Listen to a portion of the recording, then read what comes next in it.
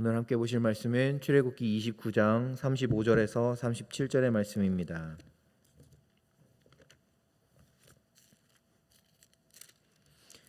출애굽기 29장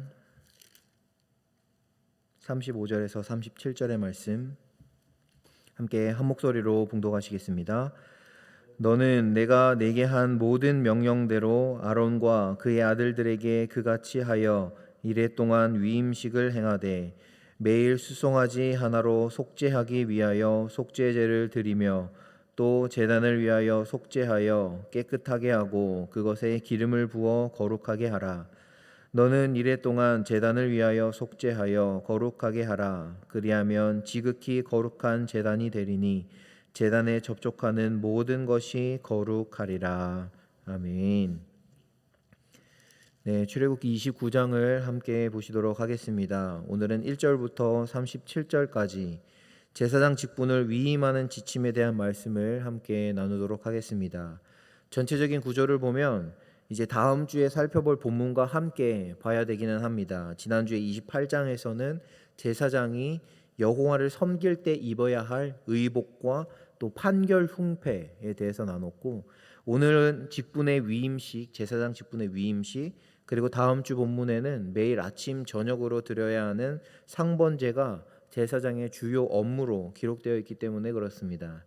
오늘 본문을 37절까지만 읽은 이유는 일단 오늘 본문이 좀 길기도 하고요. 다음 주 본문의 결론에서 이 거룩에 대한 매우 중요한 개념이 등장하기 때문에 오늘은 이제 위임식에 관한 본문만 살펴보고 다음 주에 조금 더 거룩에 대해서 살펴보도록 하겠습니다. 오늘 본문 29장에서 바로 위임식을 위한 준비부터 이 어떻게 위임식을 진행해야 하는지 이 절차에 관한 지침을 하나님께서는 모세를 통해서 이스라엘 백성들에게 주십니다. 이스라엘 백성들 중에서 제사장 직분을 행하도록 선별된 가문은 지난주에 살펴본 대로 모세의 형이었던 아론과 그의 아들들, 특별히 4명의 아들들이 대제사장과 제사장의 직분을 행하게 됩니다. 제사장이 해야 할 업무를 하기 위해서는 그에 합당한 준비를 해야 할 필요가 있었습니다. 먼저는 거룩한 장소였던 회막 안과 제단 가까이에서 섬기기 위해서는 28장 43절을 보시면 규정된 옷, 그러니까 하나님께서 거룩한 옷을 지어 입으라 라고 말씀하신 그 옷을 입도록 해서 그들이 죄를 짊어지고 죽지 않도록 보호했습니다. 또한 거룩한 장소에서 여호와를 섬기기 위해서는 이 제사장 직분을 위임받아야 했는데 이 위임을 받는 과정과 절차를 통해 아론과 그의 아들들은 대제사장 그리고 제사장으로서의 합당성을 가지게 되는 것이죠. 그 합당성을 다른 말로 표현해 보면 오늘 읽은 29장 1절에 이렇게 나와 있습니다. 내가 그들에게 나를 섬길 제사장 직분을 위임하여 그들을 거룩하게 할 일은 이러하니 라고 기록합니다. 9절 하반절에서도 같은 말이 반복됩니다. 너는 이같이 아론과 그의 아들들에게 위임하여 거룩하게 할지니라. 한마디로 제사장 직분을 감당하기 위하여 하나님께서 요구하시는 것은 거룩이라고 할 수 있습니다. 이 위임식의 절차를 큰 그림으로 29장의 내용을 살펴보면 1절부터 3절까지는 제물을 준비합니다. 그리고 4절부터 9절까지는 몸을 씻고 의복을 입어서 위임식을 준비하게 되죠. 10절부터 14절에서는 속죄의 제사, 15절부터 18절은 번제, 그리고 19절에서 30절은 위임식을 진행하게 되고 31절에서 34절은 공동식사, 마지막으로 35절에서 37절에서는 이 위임식의 기간에 대해서 설명하고 있습니다. 피터 엔즈라는 구약학자가 있는데요. 이 위임식의 순서를 강조하여서 그의 주석에서는 말하고 있습니다. 특히 이 3가지의 제사로 이루어진 위임식, 아까 말씀드린 대로 10절에서 34절까지 기록된 3가지의 제사, 속죄제, 번제, 위임식의 제사로 이루어지는 이 제사의 순서가 중요하다는 것이죠. 제사장이 되기 위해서는 먼저 자신의 죄를 용서받아야 했습니다. 속죄제를 통해서 이제 속죄하게 되는 것이죠. 죄 용서가 이루어지면 제사를 드리는 사람은 이 완전한 헌신을 의미하는 번제를 하나님께 드리게 됩니다. 그리고 나서 제사장 직분을 위임하는 의식이 진행되는 것입니다. 마지막 위임식으로 드리는 제사는 제물을 이렇게 흔들어서 드리는 요제가 포함되는데, 이것은 하나님과 제사 드리는 사람의 관계가 화목하게 되었음을 상징하는 화목제의 한 요소입니다. 이 화목하게 됨 역시 그 뒤로 이루어지는 공동 식사의 그 사람들과의 그 펠로우십으로 이어지게 되는 것이죠. 피터 헨즈는 이 과정이 일련의 이 시퀀스로 서로 연결되어 있는, 그렇게 의미를 가진다라고 말하고 있습니다. 속죄, 완전한 헌신, 그리고 화목해 됨입니다. 본문을 좀 더 자세히 들어가서 해석이 필요한 몇 가지 부분들을 좀 더 설명드리겠습니다. 위임식 제사를 위해서는 1절에 세 가지의 제물, 수송아지 그리고 순양 둘, 그리고 2절에서는 무교병과 무교과자, 무교전병, 이렇게 세 가지 소제물을 준비합니다. 그리고 하나님은 모세에게 아론과 그의 아들들을 회막 문에서 물로 씻기라고 명령하십니다. 아마도 30장 17절에서 21절에 기록되어 있는 것처럼 노수로 만든 물두멍에서 물을 사용하여서 몸을 씻었을 것입니다. 거룩한 의복을 입기 위해서는 먼저 몸을 씻어야 했던 것이죠. 거룩한 옷, 그 의복과 관련된 또 다른 중요한 규정은 29장 7절에 관유를 가져다가 그의 머리, 아론의 머리에 부어 발랐다는 것입니다. 이 레위기에 보시면 기름 부음을 받는 것은 대제사장에게만 행하는 것이었습니다. 이 관유를 만드는 규정은 출애굽기 30장 22절에서 33절에 기록되어 있는데, 여기 본문에서는 대제사장 아론뿐만 아니라 그 아들들에게도 기름을 바르라는 명령이 기록되어 있기도 하죠. 이 기름을 바르다, 기름을 붓다 같은 단어를 사용합니다. 기름을 붓다라는 히브리어 동사는 이제 mem신 헤트라는 이 단어인데요. 이 단어에서 우리가 잘 아는 기름 부음을 받은 자라는 뜻의 메시아가 파생되었습니다. 구약 성경에서 기름을 부을 때 기름을 사람에게 붓고 물건에게 붓기도 하는데요. 기름을 사람에게 부을 때에는 세 가지 경우밖에 없습니다. 첫 번째는 오늘 살펴본 대로 대제사장의 직분을 위임할 때 대제사장에게 기름을 붓고요. 두 번째는 이스라엘의 왕을 세울 때에 기름을 붓습니다. 사무엘이 사울에게 사울을 왕으로 세울 때, 그리고 다윗을 왕으로 세울 때 기름을 붓게 되죠. 그리고 나중에 또 엘리야가 예후라는 그 북이스라엘의 왕을 세울 때에도 기름을 부으라고 하나님이 명령하셨습니다. 그리고 마지막 세 번째는 선지자들에게 기름을 부었습니다. 대표적인 선지자가 바로 엘리야가 기름을 부었던 엘리사였죠. 또 이사야서 61장을 보면 여호와께서 직접 이사야 선지자에게 기름을 부으셨다라고 기록하고 있습니다. 제사장, 왕, 선지자 이렇게 세 사람에게 기름을 부었다는 이 구약의 개념은 신약으로 넘어와서는 모두 나사렛 예수를 가리키고 있습니다. 이 메시아를 그리스어로 번역하면 크라이스트가 됩니다. 예수님의 제자들은 예수가 기름 부음 받은 자라는 사실을 분명하게 깨달아 알았습니다. 우리가 잘 아는 유명한 본문 마태복음 16장을 보시면 가이사랴 빌립보에서 베드로가 예수님에게 이렇게 고백하죠. 주는 그리스도시요 살아계신 하나님의 아들이십니다. 라고 고백한 것은 이 제자들이 이 나사렛 예수를 구약의 그 기름 부음 받은 자로 이해하고 있었다는 것입니다. 이 마태복음 16장의 본문 이 에피소드의 단락이 어떻게 끝나는지 아십니까? 예수님은 베드로의 이 고백 위에 교회를 세우겠다고 약속하시고 베드로에게 천국 열쇠를 주시죠. 그리고 마지막에 제자들에게 이렇게 경고하십니다. 마태복음 16장 20절에 이에 제자들에게 경고하사 자기가 그리스도인 것을 아무에게도 이르지 말라 하시니라고 기록합니다. 이러한 예수님이 그리스도라는 자기 이해는 구약 성경에서 말하고 있는 이 기름 부음을 받은 자, 역사적으로 하나님께서 특별히 선택하고 부르셔서 하나님 나라를 위한 중대한 사명을 감당하도록 세우셨던 제사장, 왕, 선지자에 대한 이해를 바탕으로 하고 있다는 사실을 염두하고 읽어야 하는 것이죠. 오늘은 제사장에 대한 내용이기 때문에 예수 그리스도께서 대제사장 되심을 설명하는 것에 좀 더 집중하고자 합니다. 이것을 가장 잘 설명하고 있는 본문은 히브리서입니다. 히브리서 10장 11절에서 14절은 이렇게 기록하고 있습니다. 제사장마다 매일 서서 섬기며 자주 같은 제사를 드리되 이 제사는 언제나 죄를 없게 하지 못하거니와. 그렇죠? 제사장마다 매일 제사를 드려야 하고 속죄제를 통해서 우리가 속죄함을 받지만 언제나 그 죄를 완전히 사하는 것이 아니기 때문에 매번 제사를 드려야 했죠. 오직 그리스도는 죄를 위하여 한 영원한 제사를 드리시고 하나님 우편에 앉으사 그 후에 자기 원수들을 자기 발등상이 되게 하실 때까지 기다리시나니 그가 거룩하게 된 자들을 한 번의 제사로 영원히 온전하게 하셨느니라. 아멘. 사랑하는 에트란타 성균관교회 성도 여러분, 이 말씀을 있는 그대로 믿으실 수 있겠습니까?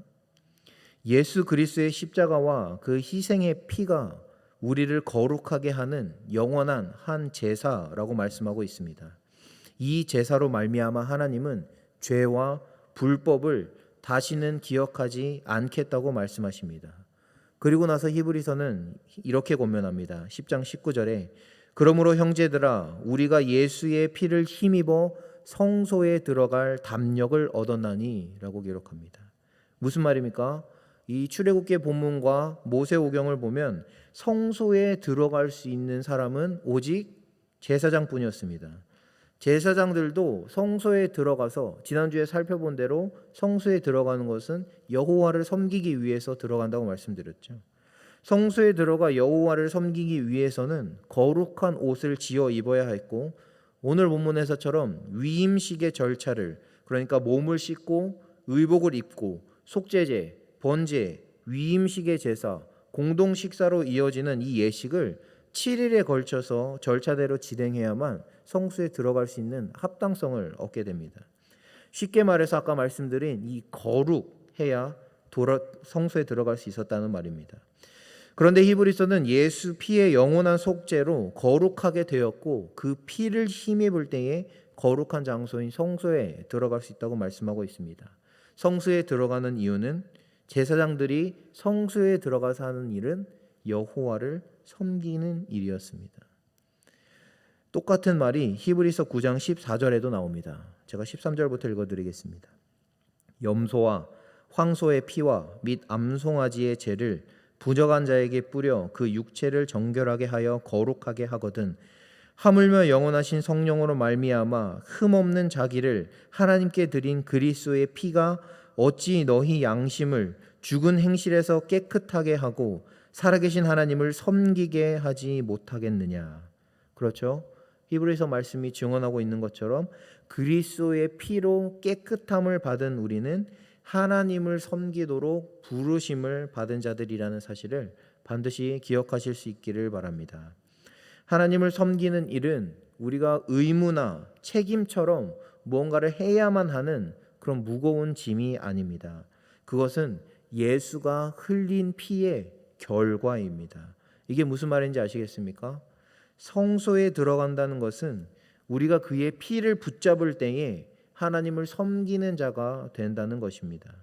무엇인가를 더 해야만 자격 조건을 만족시켜서 섬기는 자가 된다는 의미가 아니라 그리스도인은 그 말 자체가 하나님을 섬기는 자라는 뜻을 포함하고 있다는 것이죠. 같은 맥락에서 지난달에 살펴보았던 선교사, 제자 이런 의미도 다 같은 의미입니다. 훈련을 받고 양육 프로그램을 마쳐야만 제자의 자격을 얻는 것이 아닙니다. 물론 하나님께서는 제자다운 제자를 만드시기 위해서 우리를 훈련시키십니다. 이 훈련을 성경은 담금질이라고 표현합니다. 그 정도로 훈련은 매섭고 가혹하게 느껴질 때도 있습니다. 그러나 그것은 제자다운 삶이 무엇인지를 가르치기 위함이지 제자를 만들기 위한 과정이 아니라는 것이죠. 우리는 예수 그리스도를 인격적으로 영접하는 그 순간 모두가 다 제자가 되는 것입니다. 제자다운 제자인가, 제자답지 않은 제자인가만 남게 되는 것이죠. 오늘 출애굽기 본문에 의하면 제사장 직분을 행하기 위해서는 아론의 아들 자손으로 태어나야만 제사장 직분을 행할 수 있습니다. 하나님을 섬기고 싶어도 제사장으로서 하나님의 섬기는 일 가운데 나아가고 싶어도 아무나 섬길 수 있는 일이 아니었습니다. 태어나야 했으니까요. 또한 위임식을 거쳐야만 합니다. 이 위임의 제사 중에 흥미로운 의식이 하나 있습니다. 29장 20절을 보시면 너는 그 순양을 잡고 그것의 피를 가져다가 아론의 오른쪽 귓부리와 그의 아들들의 오른쪽 귓부리에 바르고 그 오른손 엄지와 오른발 엄지에 바르게 합니다. 오른쪽 귀, 오른쪽 손 엄지, 그리고 오른쪽 발가락입니다. 왜 귀와 엄지 손가락에 피를 바르는지에 대해서는 학자들 사이에서도 어느 정도 의견이 일치합니다. 랍비들의 주석을 보면 귀에 피를 바르는 행위는 이 제사장들은 백성들의 그 목소리에 귀를 기울여야 한다라는 의미이고, 엄지 손가락에 피를 바르는 이유는 백성들을 위해 그들에게 유익이 되도록 일하라라는 의미라고 합니다. 엄지 발가락에 피를 바르는 것에 대해서는 의견이 조금 갈립니다.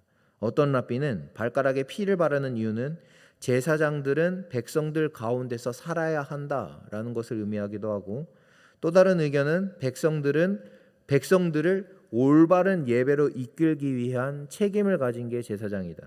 또 다른 의견은 백성을 위한 하나의 모델로서 신중하고 조심스럽게 걸으라라는 의미를 가지고 있다고 주장하기도 합니다. 의견이 다르게 이렇게 표현되지만 이 모든 의견들의 공통점은 제사장은 여호와 하나님을 섬기는 직분이기도 하지만 그 모든 행위는 이스라엘 백성들을 향해 있다는 것입니다. 다른 말로 하자면 이스라엘 백성들이 하나님 앞으로 나아올 수 있도록, 하나님과의 관계를 회복할 수 있도록 그들을 돕고 섬기는 역할을 했다는 것을 발견할 수 있습니다. 제사장 직분으로서 백성들을 섬기기 위해서 해야 했던 일, 제사장들은 제사만 드린 것이 아니었습니다. 그보다 더 중요한 일이 있었는데요. 이 제사장이 무엇을 해야 했는지는 다음 주에 자세하게 살펴볼 예정입니다. 성경을 잘 읽으신 분들은 아마 잘 아실 것입니다. 이렇게 제사장들은 여호와 하나님을 섬기면서 그 섬기는 모든 행위들이 다 이스라엘 백성들이 여호와 하나님 앞으로 나오도록 하게 하는 그 직분을 감당하는 자들이 바로 제사장들이었다는 것이죠. 제사장 직분을 위한 이 위임식은 제물을 준비하고 몸을 씻고 의복을 입는 준비에서부터 속죄의 제사, 온전한 헌신의 번제, 위임식의 제사와 의식을 거쳐서 공동 식사로 마무리됩니다. 이 절차는 7일간 계속되어야 했습니다. 7이라는 숫자는 창조와 관련되어 있는 것이 분명합니다. 그러나 여기에서는 창조의 행위라기보다는 이 창조의 완전을 의미하는 완전수 7의 의미일 것입니다. 출애굽기의 오늘 본문은 제사장 직분의 위임을 위한 지침이라고 할 수 있습니다. 성막과 기구를 만들라는 지침은 출애굽기 35장에서 40장까지에 이렇게 실행되고 모두 완성되지만 이 제사장 위임식은 레위기 8장에 가서야 실행됩니다. 그리고 모세와 아론과 그의 아들들을 명령하신 그대로 이 제사장의 직분의 위임식은 그대로 이제 지침들을 준행하게 되죠. 그리고 레위기 9장에서는 위임을 받은 대제사장으로서 아론이 첫 제사를 여호와께 드리고 그 제사를 드린 후에 여호와의 영광이 나타나고 불이 그 제단에서 나타나 제단을 불사르게 됩니다. 하나님께서 이 모든 순종의 과정을 기쁘게 받으신 것입니다.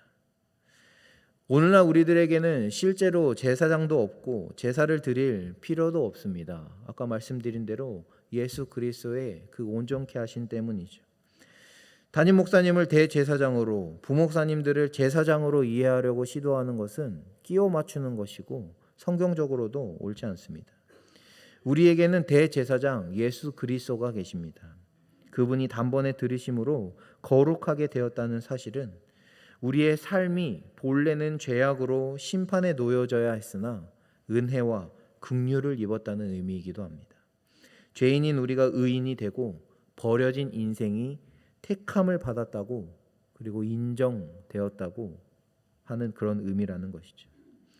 그렇다고 제사의 본질이나 그 의미가 사라진 것은 아닙니다. 하나님께서는 여호와를 가까이서 섬기고 백성들이 하나님과의 관계를 회복할 수 있도록 그들을 섬기게 하기 위하여 제사장들을 세우십니다. 우리도 역시 베드로 사도가 베드로전서에서 선포했던 것처럼 택하신 족속이요 왕 같은 제사장이요 거룩한 나라요 그의 소유가 된 백성으로 부르심을 받았습니다.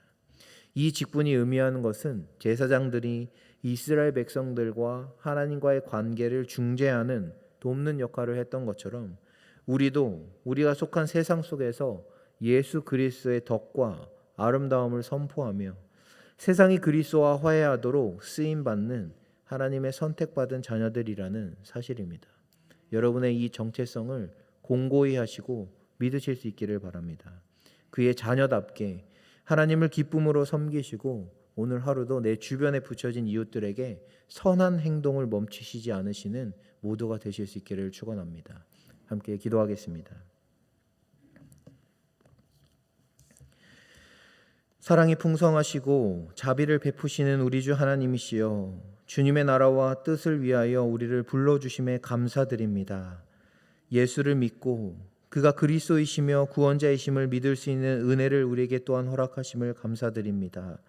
예수로부터 그런 긍휼을 받았으나 우리가 더 베풀지 못했고 주님의 그 사랑을 깊이 경험하였으나 사랑하지 못했던 우리의 연약함을 불쌍히 여겨 주시옵소서. 우리의 삶을 변화시켜 주시옵소서. 하나님의 자녀다운 자녀로 제자다운 제자로 살아갈 수 있도록 우리를 당신의 길로 인도하여 주시옵소서. 오늘 하루 또한 주께서 붙여주신 사람들에게 선한 말과 선한 행동을 할 수 있도록 내 마음과 생각을 붙잡아 주시고 주 예수 그리스도의 아름다움을 드러낼 수 있는 성령의 통로가 될 수 있도록 우리를 깨끗하게 하여 주시옵소서. 모든 것을 주께 맡겨드립니다. 예수 그리스도의 이름으로 기도합니다. 아멘.